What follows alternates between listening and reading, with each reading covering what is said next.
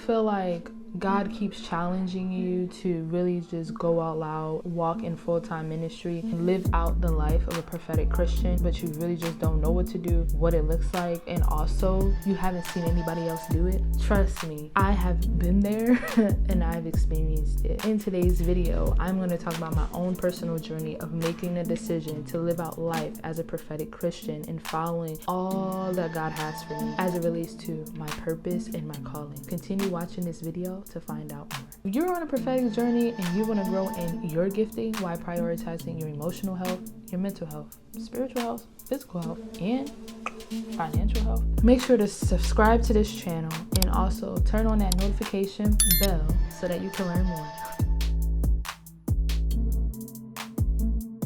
I didn't know what it was going to look like. It wasn't easy to get there. Who I was before coming into Selah Seminary and before my life has absolutely changed to live this life out fully. I was the first in my family to graduate with my bachelor's degree, and I was also the first in my family to graduate with my master's degree. I was very successful at both institutions that I went to. I was a very well-known student leader. The awards, I mean, the banner outside, I mean, photo on the wall. When I got into my graduate career, making decisions that students wouldn't have normally had made. I was taking risks that students wouldn't have normally have taken. I can like automatically get a job, or I can go get my PhD or go to seminary. And those were thoughts that I had in mind. I was on a roll. I was ready to go get my PhD. I was like, okay, bet. Not only did I get my bachelor's, not only did I get my master's, but now I can also add a PhD to my belt and I can be Dr. Maya. I was ready.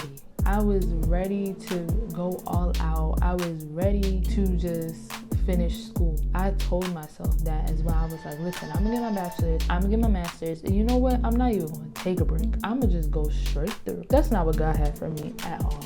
God was like, I don't want you to go get the PhD. I don't want you to go to traditional seminary, one of the mainstream seminaries. And honestly speaking, I can understand why other people was confused, because in the beginning, so was I.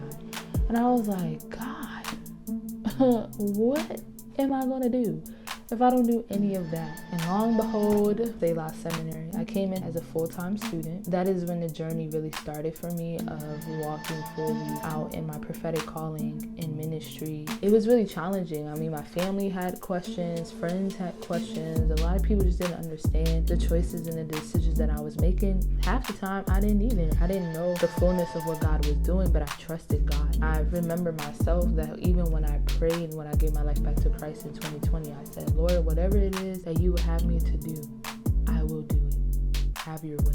God having his way was just amazing for me. The first lesson that I really learned was that healing comes first. The reason why I wanted to go get a PhD and the reason why I wanted to keep going no matter how either burned out I was or whatever was because there was a part of me that felt like I had to prove myself. There was a part of me that had a lot of pride. There was a part of me that was like, listen, I'm the first to do it. Let's do this, you know? Just that mindset of like, you know, whoever comes after me is because I set this path. It's very prideful. Then also just very motivated to just keep going, but it was fueled from pain from my past. It was fueled from wounds. I grew up in life without my father. There was a lot of abandonment wounds there, and so even a part of me wanted to do all of this was to like prove to myself, but then also prove to my father that like you wasn't there for me, but I was still able to make it.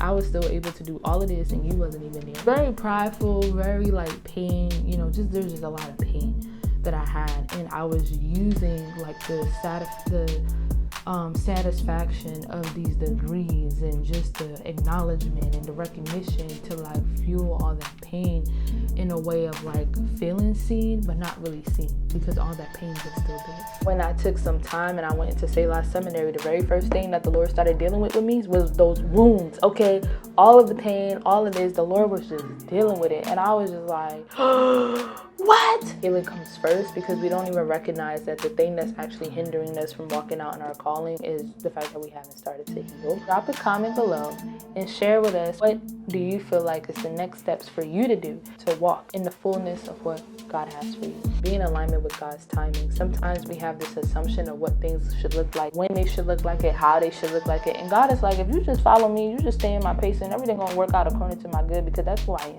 am. That's who I am.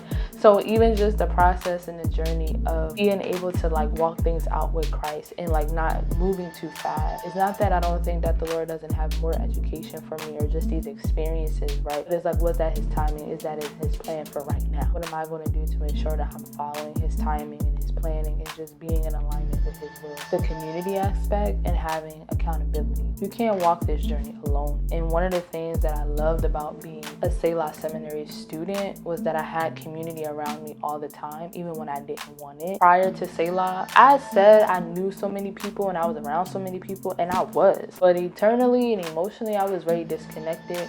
I was very isolated, more than I actually realized. And so coming into Selah, coming into the seminary as a student, I was challenged with that mindset of isolation, and I was just always with community. It sometimes made me cringe because, you know, when you're so used to something but you're not aware of it and then you come into it, it's kind of like, what is happening? And I felt like I was constantly being confronted with the truth. I actually prefer to be alone, but I don't prefer that. It's the trauma and the pain and the fear in me that don't want nothing to do with nobody. Believe it or not, actually, I now love it. As an alumni of this seminary, as someone who has experiences, it's like, if it wasn't for this community, I don't think I would be here right now. I don't think I would be where I'm at. And it's just that realization of, I had so many people, I had so many friends, I had so many individuals around me prior to Selah. I didn't know at all that they were draining me and that I wasn't being fulfilled in those relationships and that they weren't actually helping me at all, but it was hindering me from walking in the fullness of my calling. Community is key. There's love and there's family. There's one thing I love about Selah is how much we value family, how we really treat each other like family. It's like Jesus with the disciples, like they were family. He's always watching, he's always with you. He knows the right timing when things need to come and show up. If you're feeling called to full-time ministry like me, you are ready to step out, but you don't really know how to start yet, I want to encourage you to download the free guide below in the description. We'll see you next time. Booyah, booyah, booyah, booyah, booyah, booyah, booyah.